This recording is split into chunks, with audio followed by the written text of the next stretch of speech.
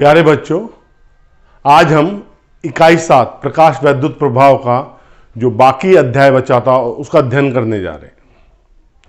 प्रकाश वैद्युत प्रभाव क्या होता है? जब कोई एक निश्चित आवृत्ति से अधिक आवृत्ति का प्रकाश किसी धातु सतह पर आपतित होता है तो उस धातु की सतह से इलेक्ट्रॉन उत्सर्जित होते हैं। इस घटना को प्रकाश वैद्युत प्रभाव कहते हैं। ये हमने अध्ययन किया था पिछले लेक्चर में। आज हम प्रकाश वैद्युत प्रभाव के नियम का अध्ययन करने जा रहे हैं। क्या है प्रकाश वैद्युत प्रभाव के नियम? पहला, हमने प्रयोगों द्वारा सिद्ध किया था जितनी तीव्रता ज्यादा होगी, आपतित प्रकाश की तीव्रता ज्यादा होगी, उतनी ही प्लेट धारा ज्यादा होगी। तो इसका मतलब हम पहला नियम कह सकते हैं, किसी धातु की सतह से उत्सर्जित प्रकाश इलेक्ट्रॉनों की संख्या उस पर आपतित प्रकाश की तीव्रता पर के अनुक्रमानुपाती होती है। मतलब तीव्रता जितनी ज्यादा होगी उतने प्रकाश इलेक्ट्रॉन जो है ज्यादा निकलेंगे। सेकंड पॉइंट हम कहते हैं, जो प्लेट धारा है, जो प्रकाश इलेक्ट्रॉनों की संख्या जो है, तो अगर हम तीव्रता बढ़ा रहे हैं तो क्या बढ़ रही है? प्रकाश इलेक्ट्रॉनों की संख्या बढ़ रही है, प्रकाश वैद्युत धारा बढ़ रही है। परंतु गतिज ऊर्जा, जो प्रकाश इलेक्ट्रॉनों की गतिज ऊर्जा है, वो आपतित प्रकाश की तीव्रता पर निर्भर नहीं करती है। तीसरा नियम, जो उत्सर्जित प्रकाश इलेक्ट्रॉन है उनकी गतिज ऊर्जा आपतित प्रकाश की आवृत्ति पर निर्भर करती है। जितनी आवृत्ति ज्यादा होगी उतनी क्या होगी? उत्सर्जित प्रकाश इलेक्ट्रॉनों की गतिज ऊर्जा भी उतनी ही ज्यादा होगी। फिर हम आते हैं कि जब ये क्रिया होती कैसे है प्रकाश वैद्युत प्रभाव। प्रकाश आपतित हो रहा है, प्रकाश किसकी रूप में आ रहा है? फोटोन के रूप में आ रहा है। एक फोटोन धातु की सतह के एक इलेक्ट्रॉन को निकालता है। जैसे ही फोटोन आपतित होता है वैसे इलेक्ट्रॉन क्या हो जाता है? बाहर निकल जाता है, इलेक्ट्रॉन उत्सर्जित हो जाता है। इनके बीच में कोई समय पश्चता नहीं होती। ये क्या है? क्विक प्रोसेस है। जैसे ही फोटोन आपतित होगा वैसे इलेक्ट्रॉन क्या हो जाएगा? उत्सर्जित हो जाएगा। अब ये सब हमने कण प्रकृति पे बताए।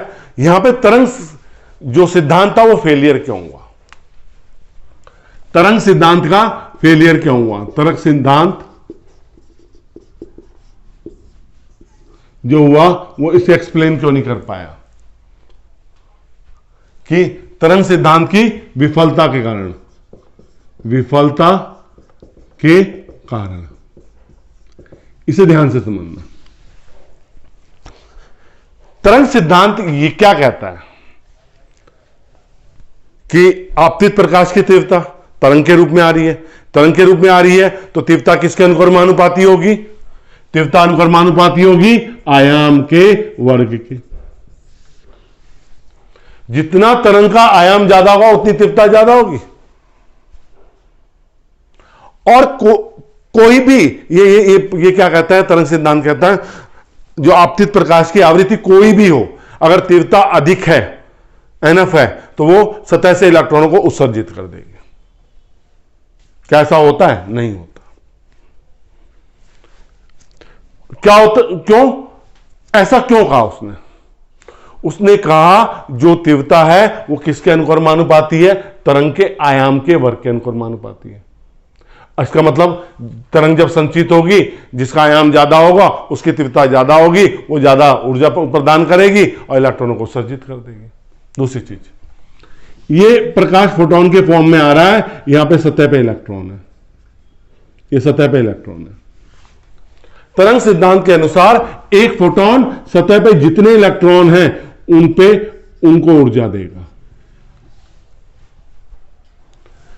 एक फोटोन जो आ रहा है वो सतह पे जितने इलेक्ट्रॉन होंगे, मुक्त इलेक्ट्रॉन होंगे, उन सब में ऊर्जा एक बराबर रूप से वितरित होगी। जब बहुत सारे फोटोन आ जाएंगे तब इलेक्ट्रॉन बाहर निकलेंगे। और जबकि हम अब इस नियम में कह रहे हैं इसमें समय पश्चता होती नहीं है। जैसे ही वो एक फोटोन आपतित होता है एक इलेक्ट्रॉन निकल जाता है। तो इसलिए तरंग, और दूसरी चीज है जो उत्सर्जित इलेक्ट्रॉन है उसकी जो गतिज ऊर्जा है वो आपतित प्रकाश की आवृत्ति पर निर्भर कर रही है। अगर हम आवृत्ति बढ़ा देंगे तो क्या हो जाएगी, गतिज ऊर्जा भी क्या हो जाती है, बढ़ जाती है। परंतु तरंग सिद्धांत कहता है वो आपतित प्रकाश की आवृत्ति पर निर्भर नहीं करती, तीव्रता पर निर्भर करती है। अब हम नेक्स्ट टॉपिक पढ़ेंगे, आइंस्टाइन द्वारा प्रकाश वैद्युत प्रभाव की व्याख्या।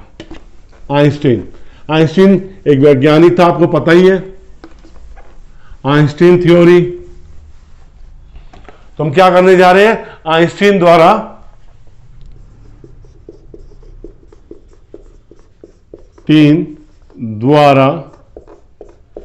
प्रकाश वैद्युत प्रभाव की व्याख्या।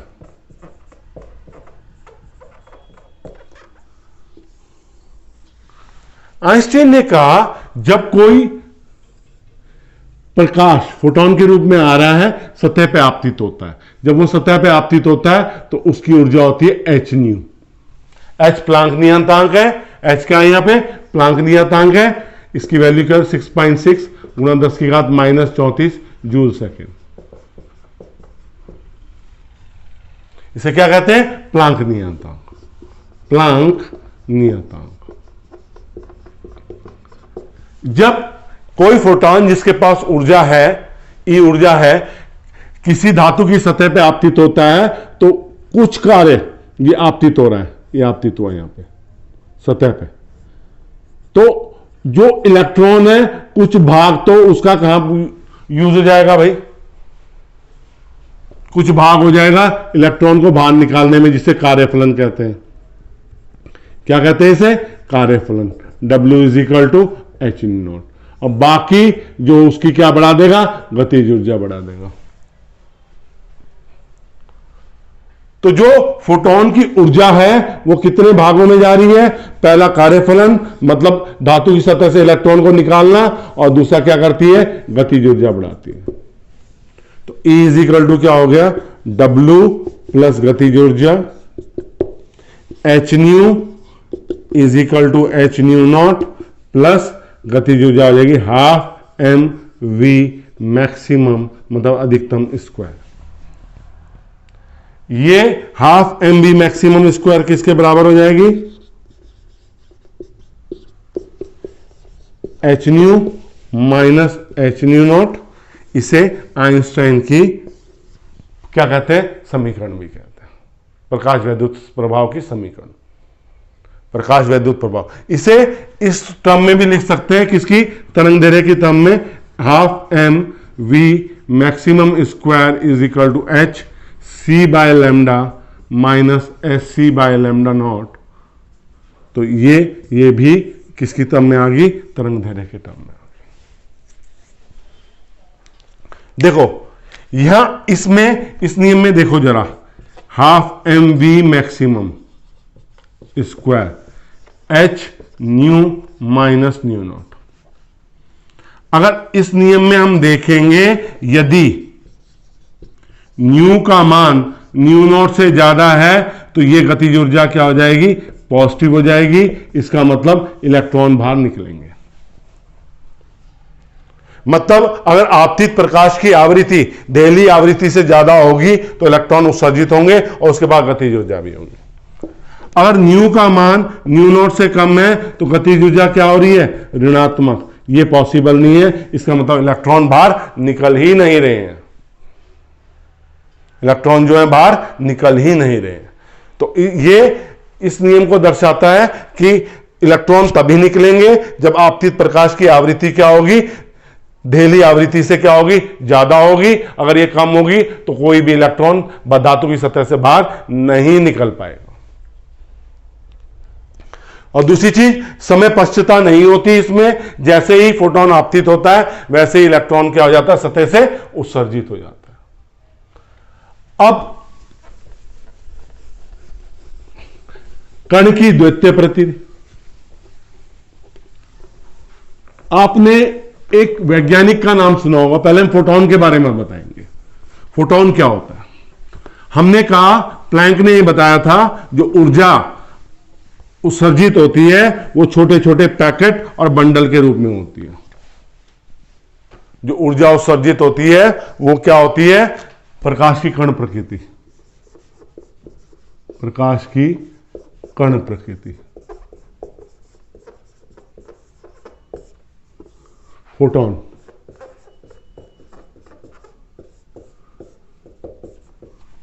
जो ऊर्जा उत्सर्जित होती है वो छोटे छोटे पैकेट और बंडल के रूप में उत्सर्जित होती है, लगातार नहीं होती। एक छोटे पैकेट या बंडल को क्या कहा जाता है? क्वांटा, फोटोन कहा जाता है। और प्रत्येक फोटोन की ऊर्जा कितनी होती है? एक फोटोन की ऊर्जा होती है E is to H nu. ठीक। अब ये फोटोन में केवल ऊर्जा तभी होती है जब ये गतिमान होता है। क्या होता है? जब गतिमान होता है। इसका विराम द्रव्यमान शून्य है। पहला चीज, फोटोन का विराम द्रव्यमान शून्य है। जब ये गति में होगा तो ये गति द्रव्यमान होगा, ये शून्य नहीं होगा। जब ये शून्य नहीं होगा, अब इसके लिए एक सूत्र की स्थापना करते हैं। देखो, E इज इक्वल टू क्या होता है? mc स्क्वायर, या आइंस्टाइन से। और जो हमारे पास ऊर्जा आपतित हो रही है वो क्या है? E is equal to H by lambda. दोनों को बराबर रख दिया। H by lambda is equal to mc square, h by lambda is equal to mc। तो लैम्डा का मान क्या हो गया? h upon mc। ये mc क्या हो जाएगा? फोटोन के लिए क्या हो जाएगा? संवेग, फोटोन का संवेग p। तो लैम्डा इज इक्वल टू क्या हो गया? h upon p। अगर हम कण की बात करेंगे तो कण का द्रव्यमान p हो, h इज इक्वल टू, इसे p इज इक्वल टू क्या हो जाएगा? Lambda is equal to h upon mp। मतलब सीधा सीधा है, जो संवेग है वो तरंग दैर्ध्य के व्युत्क्रमानुपाती है। तरंग दैर्ध्य जितनी ज्यादा होगी उसका संवेग क्या होगा? उतना ही कम होगा। ये अब इसके गुणों के बारे में अध्ययन करेंगे। ये निर्वात में चलता है, प्रकाश की चाल से चलता है। इसका विराम द्रव्यमान शून्य है, गतिक द्रव्यमान है। जब गति में होता है तभी संवेग होता है। ऊर्जा कितनी होती है? ऊर्जा तो E is equal to H by lambda होती है। और जो संवेग होता है वो क्या होता है? P is equal to H upon, जो संवेग होता है वो तरंग दैर्ध्य के व्युत्क्रमानुपाती होता है। ये उदासीन है, इसलिए वैद्युत और चुंबकीय क्षेत्र में इसको कोई प्रभाव नहीं पड़ता, कोई प्रभाव नहीं पड़ता। फोटोन कण की जो कुल ऊर्जा है और कुल संवेग, किसी भी क्रिया में, अन्योन्य क्रियाओं में संवेग संरक्षित रहता है। लेकिन फोटोन का वेग विभिन्न माध्यमों में भिन्न भिन्न होता है। कि एक माध्यम है, दूसरे माध्यम में क्या होगा? अलग अलग होगा। फोटोन अवशोषित भी हो सकते हैं और अवशोषित होकर वहां से एक नया फोटोन सृजित कर सकते हैं। अब हम आते हैं डी ब्रॉगली। डी ब्रॉगली तरंग दैर्ध्य। डी ब्रॉगली एक वैज्ञानिक था। उसने क्या कहा? जिस तरह से विकिरण, जैसे इस यूनिट के पहले लेक्चर में हमने बताया था विकिरण की द्वितीय प्रकृति होती है, तो डी ब्रॉगली ने कहा जब विकिरण की द्वितीय प्रकृति हो सकती है तो कण की द्वितीय प्रकृति क्यों नहीं हो सकती? तो हम क्या करने जा रहे हैं? डी ब्रॉगली तरंग दैर्ध्य। डी ब्रॉगली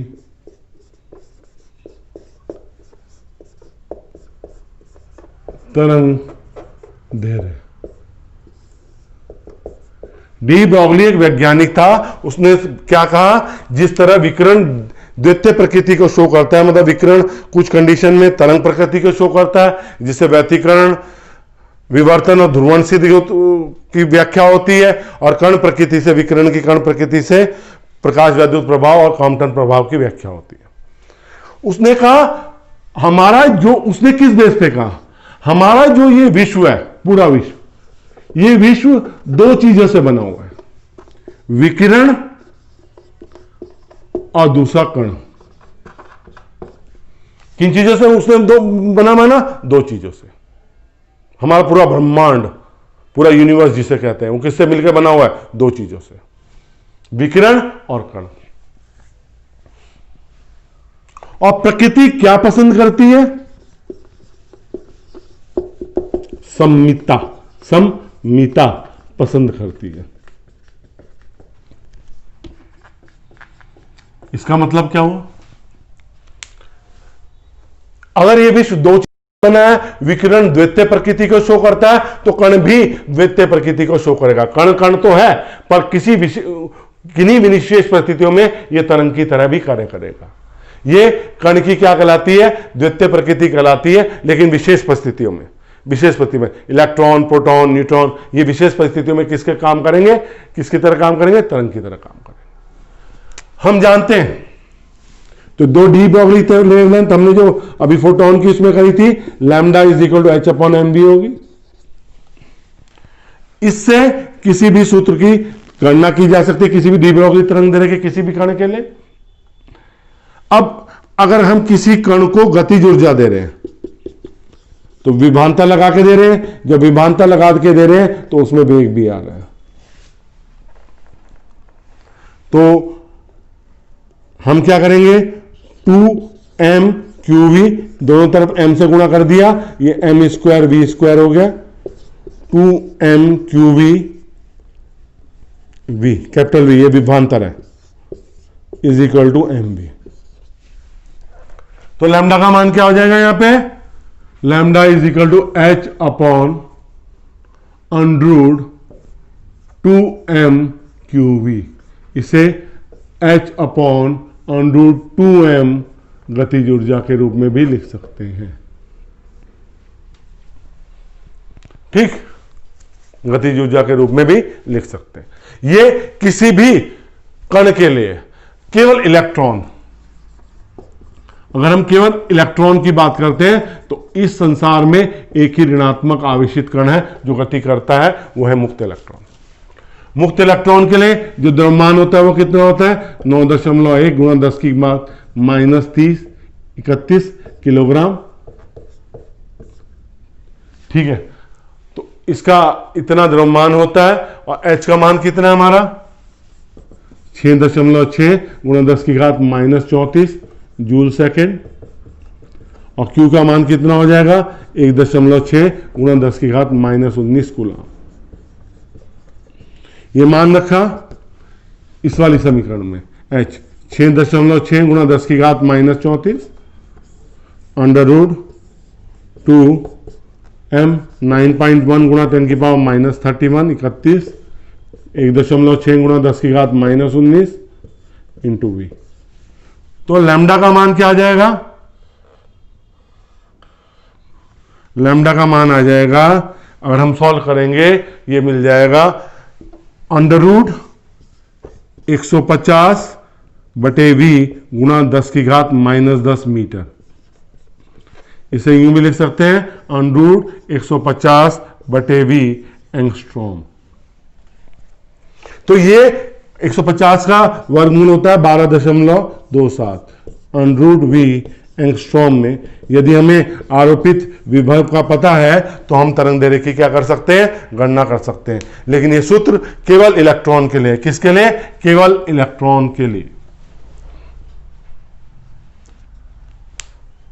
तो डी ब्रोगली की इस व्याख्या के आधार पर जो उसने कण की तरंग प्रकृति को सिद्ध किया, उसके आधार पर फिर आगे प्रयोग भी हुए। लेकिन हमारे सिलेबस में इतना ही है बेटे। आज इकाई 7 का भी समापन हो गया है। इसके 2 वीडियो में मैंने इसे कंप्लीट किया है अपनी तरफ से, साधारण सरल भाषा में। अगर आपको समझ में आ रही है तो मेरा समझाना क्या हो रहा है? कामयाब हो रहा है। अगर आपको समझ में आ रहा है, मेरे वीडियो को लाइक तो बनता है। उन बच्चों के साथ शेयर जरूर कीजिए जिनके पास अभी वीडियो नहीं पहुंची है। और अगर सब्सक्राइब नहीं किया बेटे, सब्सक्राइब जरूर कीजिए। अगर आप पहली बार इस वीडियो को देखने लग रहे हैं, इस चैनल के मेरी पहली वीडियो ये इसको देख रहे हैं, तो बेटे इकाई 1 से इकाई 7 तक, आज 7वीं खत्म हो गई है, सारी वीडियो मेरे प्लेलिस्ट में है। वहां प्लेलिस्ट में जाइए और पहले चैप्टर से लेके अब तक जितनी वीडियो डाली है सब वहां पे अवेलेबल है। उन्हें देखिए, समझिए।